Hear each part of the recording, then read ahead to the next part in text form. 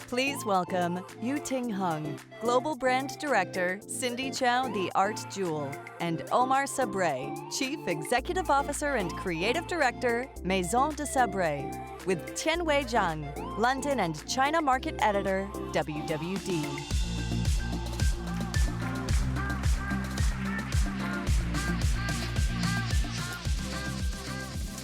Well, hello again, and it's really my pleasure here to have Yuting and Omar here, because these two brands, they're on the different end of the spectrum in the luxury sector, but they have one thing in common, that is their love and dedication for craft. To begin with, just tell us a little bit about how your respective brands started. How was about with Cindy? Well, Cindy's brand, Cindy Chao, The Art Jewel, started in 2004, actually. And it's very interesting because she came from an artistic family instead of a jeweler family.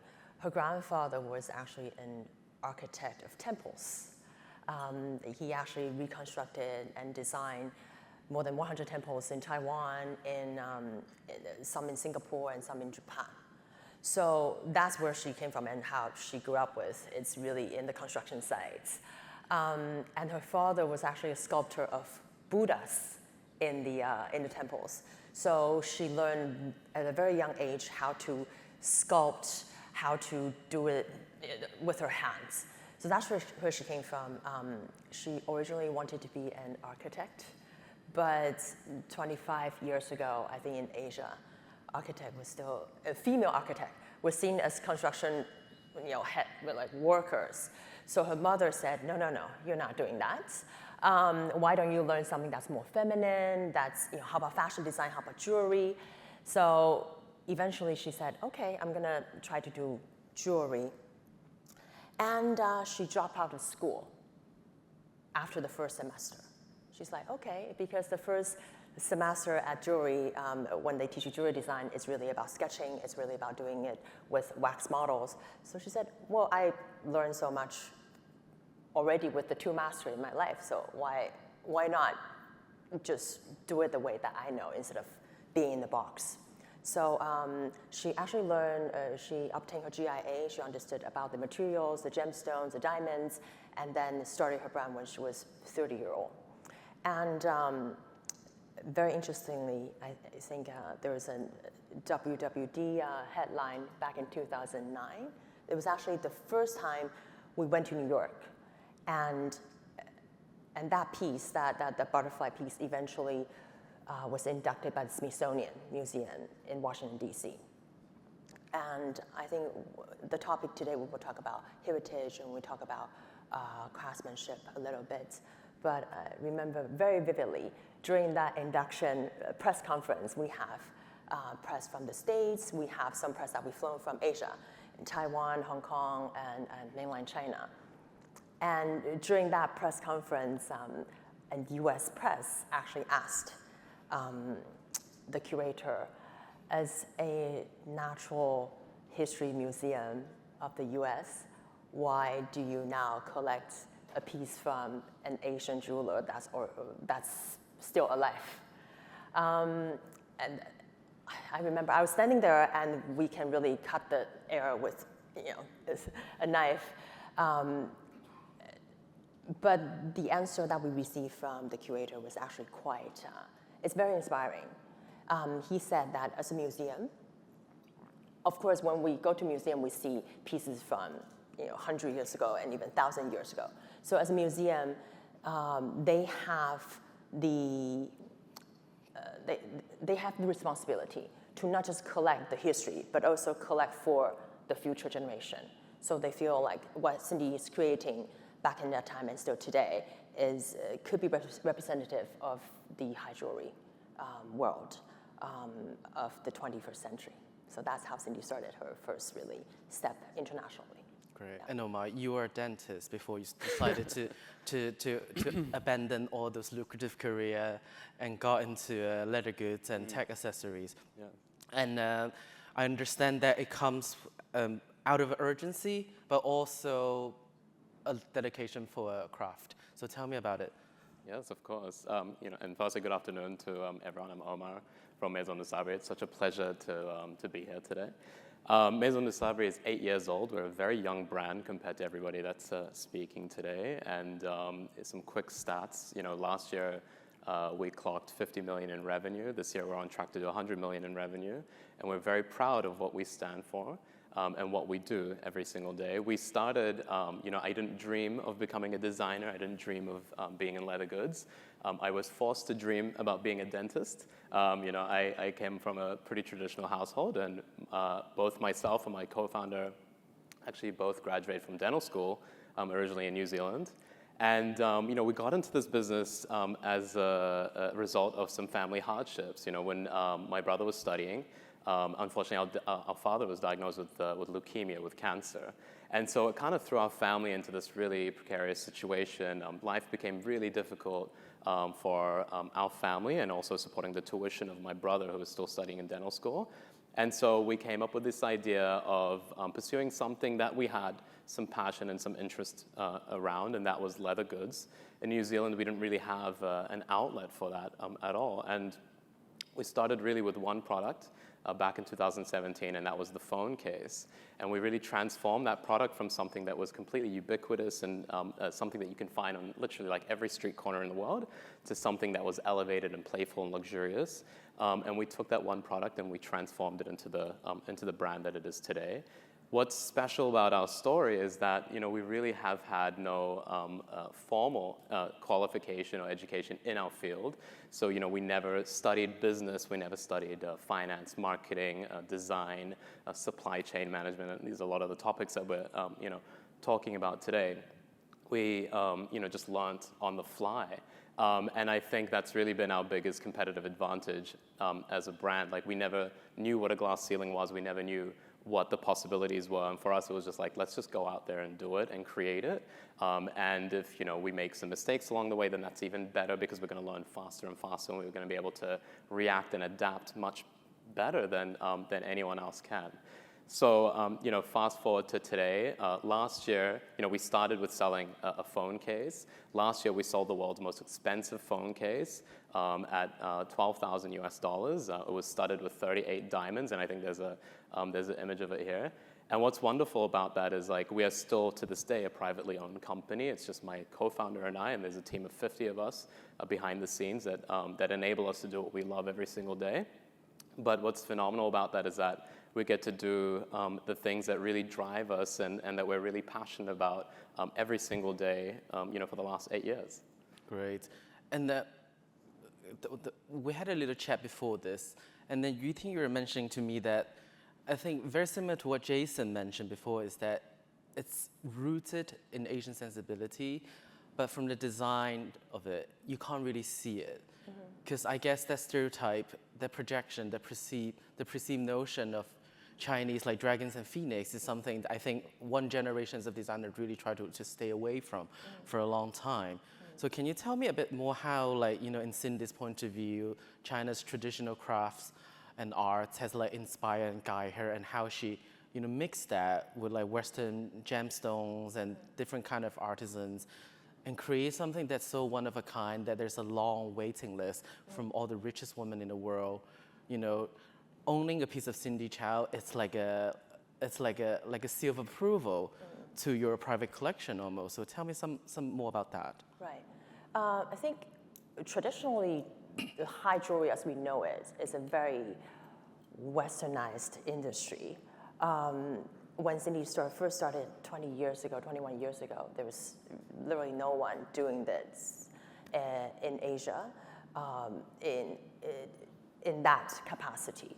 But she always believed that Asian inspiration shouldn't be just about phoenix and dragons, which we actually got asked a lot when we first entered into the US and European markets, especially from the press. Because when they look at Cindy Chao piece, they think, if we don't look at Cindy Chao, we cannot tell if it's from an Asian or a European creator. I truly believe that, and I think Cindy believes this as well, is that Asian sensibility is really in the way of doing. Sometimes it's like Asian calligraphy. It's those paintings. Sometimes you just you just need to have a dot with the water and it's kind of spread through. So really it's in that poetic feeling to it. So when you look at Cindy's piece, the twists and turns, the mix of materials, always like to use diamond next to maybe wood or ox horn, something that seemingly different characteristics and that you don't really think about putting them together, she'll put them together. And also because she's someone who's able to carve the wax, she's able to create that first model. So if she creates a piece of leaf, you will actually see on her desk like 10, 12, even 20 different pieces of wax sculpting. And she's going through that process. She's looking at them and saying, how can I tell a piece of maple leaf in the winter? And only when she's happy with that, when she look at it and she really feel, yes, that's it. That is a snow paved covered leaf. Then she will continue to do it and talking with the European craftsmen, and which is very important actually in our industry. A lot of people ask us, right now everything's made in China. Can you not make what you're doing in China and Hong Kong? The answer is eventually probably yes, but with Europe, with 100 years of savoir-faire, right now it's something that we're still doing in Geneva, in France, because in addition to that sensibility, what we need is technique. And I recall we were talking about this. It's almost like making a chip, computer chips. Oh, now we see NVIDIA, whatnot. What they're doing, a lot of people ask, what is Cindy Chao doing different? It's not what we're doing different, it's how we're pushing the boundary and edges. It's like making the chip. They're doing from the 20 nanometer to 2 now. They're doing it even more precisely, and that's what we're doing. A lot of Cindy's pieces, they need to be working under the microscope 20 times the magnifying power, or sometimes even to 90 times, from 2 years to 3 years or even 5 years to complete a piece. So that's what we're doing to create something that's a bit different from what you see. I see. And Omar, you mentioned that you actually spend lots of energy identifying the best in craft to work on the special projects. And also you mentioned that accessibility, it's key in your offering. So how do you marry accessibility with craft? Because in many people's mind, those two are contradiction notions. So how do you manage to marry those two in one brand? Yeah, I mean, it's firstly, I mean, it's really understanding where the industry has come from and where it's really heading to. And I think there's a general consensus in the room today that everybody understands accessibility needs to be a broader part of business. And leather craft is not something that's new. It's really been around for hundreds of years. What we've been really fortunate to have is the understanding that there is so much technique that has been developed already. But in the interest of this really rapid growth age that everybody wants to pursue, a lot of that craft has been left behind. And so our responsibility is to bring that craft into modernity and to present it in a way that's fresh, that's innovative, that's relevant to the client and what they pursue and what they see today. And so there's some images that you'll see on the slide deck with the collaboration we did with Sanrio and Hello Kitty. And we refuse to do print on any of our pieces. So whenever you see something that looks like a print, it's actually an inlay technique where we carefully hand cut each of the pieces and then place them in by hand as well. And so we're taking that finesse, and Yuting just spoke about working under a microscope. That was my entire training for 6 years. I worked under a microscope throughout my career. And so I apply that finesse into everything that we do as a brand.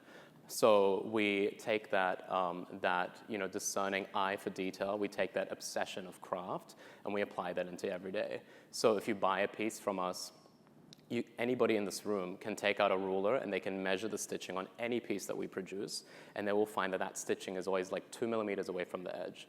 It's always 8 stitches per inch. It's always a certain gauge of stitch. It's always a specific needle that we use. So we're taking that obsession with craft and then democratizing it and applying it to every day. how we do that from a supply chain perspective is that, we source all the materials ourselves, we manufacture the material ourselves as well. We have specific, let's say, recipes for the way that we create our materials.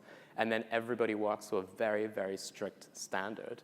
And then on top of that, then, I'm anally retentive, right? So I'm a bit crazy about what we do. And so I go and personally oversee like everything that we do. So all of our production houses, I'm there to do the final sign off. I'm there during the sampling. I'm, on my phone 24/7.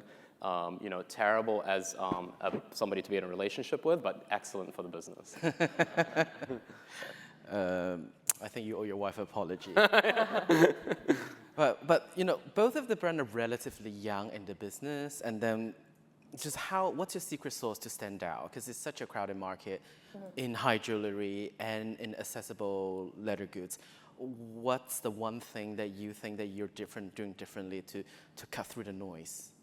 I think, obviously, we're talking fashion. We're at a fashion conference, but in our industry, if you think of the big names, you can go to any tier 1, 2, 3 cities in the world. You go into the store, you will see the same offerings. And that is how a big commercial brand works, and that's how it really continue to fuel the industry. At Cindy Chao, we know that as a self-funding brand, I think the same as Omar's, that's not commercialization and mass production is not something we can do. So what we do instead is really focusing on the craft, really focusing on our own sector. We know very clearly who our customers are, who our collectors are. I mean, there are markets everywhere. You can go to any corner of the earth and there's market, but it doesn't necessarily mean that you have to sell to everybody. I don't think there's one particular brand that can cater to everyone. So we try to do what we do very, very well. We try to make sure that the piece, the gemstone that we select is top grade. The craftsmanship that we do is delicate and really cater to the needs of the top of pyramids. They are looking for something that's special. They are looking for something that no one else has. Instead of going to the store, we had a sheikha from Saudi literally come into our Hong Kong showroom, knocking on the door and saying that I've seen your pieces somewhere on the publication, but can I actually see them in person? So this is something, what we try to cater is that exclusivity, is that top quality pieces is unique. Every piece is different, every piece is one of a kind, so that we know who our customers are and we focus on that. That's how we do it, yeah. How about you, Omar? Repeat the question. So what's the one thing that your brand is doing differently to stand out from the competition, from all the industry peers? Wonderful. The biggest thing for us, what we've been, I guess there's two things. Number one is from inception, we focus on a concept called open sky optimism. And so open sky optimism is all about seeing the world in the most colorful lens and really having no boundary and no ceiling, and really trying to do the best work that we can do in everything that we apply ourselves to. And then the second thing is we also practice extreme transparency with everything that we do. So especially for the last 3 years, one thing that we've really focused on is the human touch behind the pieces that we create. And we really focus on championing the people behind the scenes and the craftsmen and the factories that we work with. And so that's been something that has really paid dividends, I think, in the last year especially, where we've had all sorts of crazy stories come out of the luxury ateliers and all sorts of misunderstandings and miscommunications. We've really stuck true to what we know best, and that is the craft behind our products, and we show that in every step that we take. Every time we produce a handbag, we film that end-to-end process, and we make sure that that customer understands exactly how much thought and effort has gone into that piece. When we are marketing something, we're also showcasing like how that piece was shot, how it was developed, how it works, and we focus a lot on really showing that end-to-end process, and we really champion also the materials and the techniques that we use behind that. As a lot of people have said today, customers are not getting dumber, they're getting much smarter. So customers know exactly what you offer, what you bring to the table, and they have done their pre-research beforehand. And so we're there to really like enlighten that, their understanding of the industry, whether they enlighten their educational sense behind the product, so that then when they come to see it in person, everything has, it's like an aha moment. Wow, I really understand like why they did this and why they did that, and then they start to become advocates for the brand as well. And what's been really interesting is that, and I think we mentioned this in our call, is over the last 3 years, our acquisition cost has drastically been coming down, and our marketing budgets are drastically coming down because we don't need to spend that much on acquiring the customer, and inversely, our revenues are drastically improving. So there is really something in that kind of like human, very human storytelling that's working, and people are really resonating with as well. Great. One last question. Just tell me one thing that you most look forward to in 2026 for the brand. Well, next year, 2020 is coming right around the corner, right? I think for us what we do is continue to explore different materials, different way of expressing the artistic side of jewelry. I think with Cindy, she not only expressed herself through the pieces, but also through the space of our Maisons and showrooms, and also through our exhibition space. We just finished an art fair in Shanghai, and she she finally realizing her dream of becoming an architect. So that's what I think what we want to do, and what they want to do is to continue to outreach, and can she transform the idea of jewelry to all different aspects. So that's what we want to see. And you? I mean, 2026 is a very, very interesting year from what we have planned. But really, the main thing for us is to continue to surprise and delight the customer, and to really show up in ways that are extremely unexpected. Maison de Sabre is about putting the client first, and then also being able to do things that are fun and innovative and fresh as well. We kind of want to be like the perfect boyfriend, right? You want to shop with roses on a Tuesday, not on Friday date night. And so we want to continue developing that. We want to continue exploring new materials. We want to continue to develop our artistic sense of the brand, and that's been a really big push for us. And innovation, not just in our industry, but across industry. So, the biggest source of inspiration for us isn't actually what people are doing in our field, but it's what other people are doing. So it's very exciting to be sitting next to Yuting, who works in a completely different industry, but I can take those parallels and apply them to what we're doing, and I can learn from that. And next year, we have some incredible projects, some incredible collaborations, partnerships as well that we're going to be launching, and some new boutiques that we're going to be launching as well. But it's going to be fun. Great. Can't wait for 2026. And thank you both. Thank you for having us. Thank you. Thank you very much.